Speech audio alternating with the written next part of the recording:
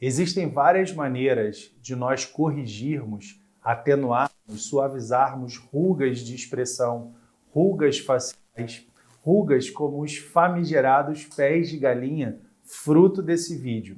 Mas certamente, dentre essas opções, há um papel eficaz, extremamente eficiente e indiscutível da toxina botulínica. Vamos então conversar um pouquinho sobre o uso da toxina para esse anestetismo que parece extremamente corriqueiro, mas que é digno de algumas boas observações. Eu me chamo Leonardo de Deus Melo, sou médico, cirurgião geral, pós-graduado em dermatologia e em medicina estética e quero convidar você para, de uma forma leve, a gente conversar sobre toxina botulínica nos famosos pés de galinha.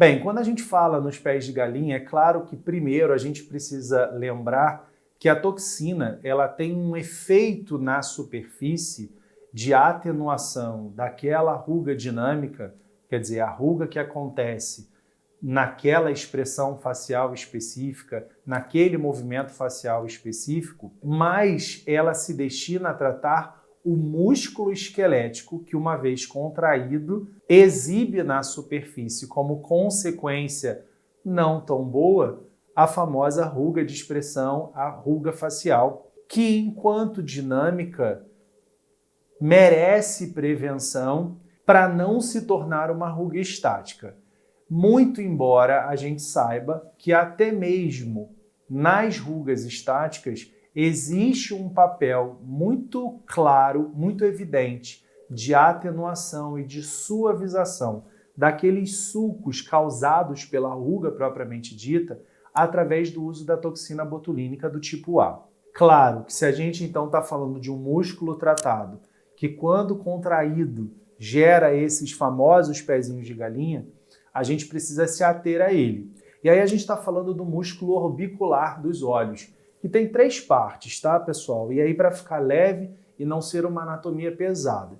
Ele tem uma parte lacrimal, uma parte palpebral e a parte orbital, que é a parte que nos interessa na cosmiatria, é a parte mais espessa e que desenha umas fibras de maneira um pouco elípticas, lembrando um esfíncter mais laminar, né? Então é como se fosse um anelzinho que ajuda no cerrar da pálpebra, fisiologia talvez mais importante desse músculo. E tal como a toxina utilizada na região frontal e tal como a toxina realizada na glabela, a toxina utilizada na região dos pés de galinha, ela se presta, claro, a atenuar, a suavizar, sem comprometer a ação principal do músculo, portanto, sem comprometer a fisiologia. Ninguém vai querer ficar de olho aberto. É necessário que a gente lubrifique o globo ocular, mas a gente atenue o que, na verdade, não agrega muito valor, né? A gente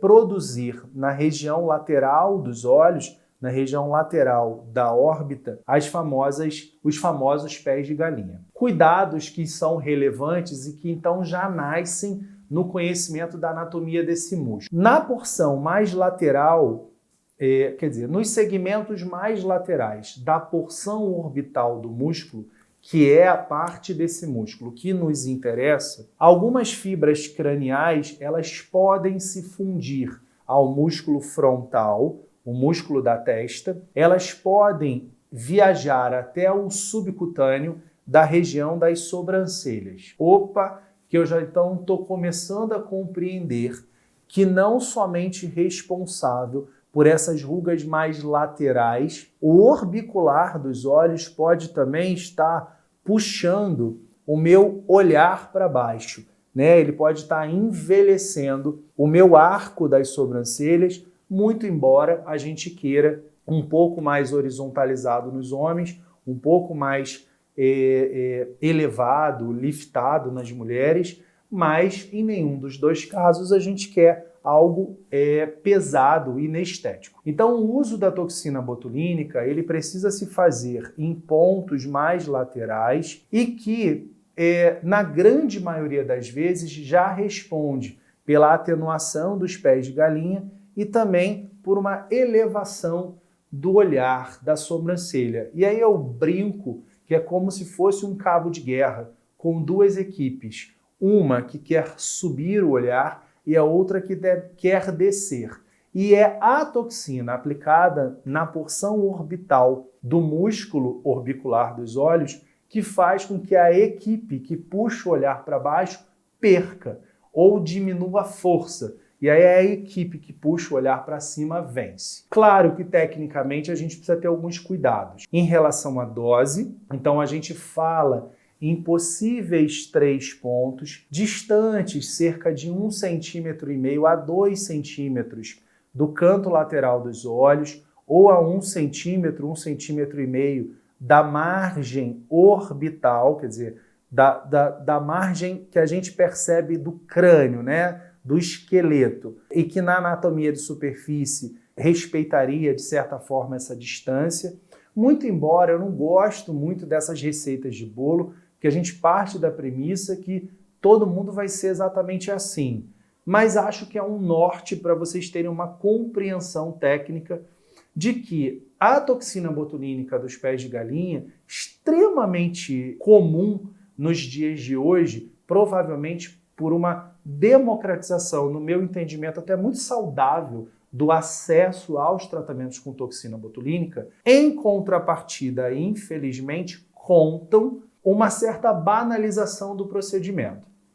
E esses pontos podem trazer algumas complicações, a gente já vai entendê-las. No caso de rítides, de rugas um pouco mais lateralizadas, a gente pode não apenas limitar o tratamento desse orbicular a uma linha de pontos, mas a uma segunda linha com pontos ou paralelos ou entre os primeiros pontos.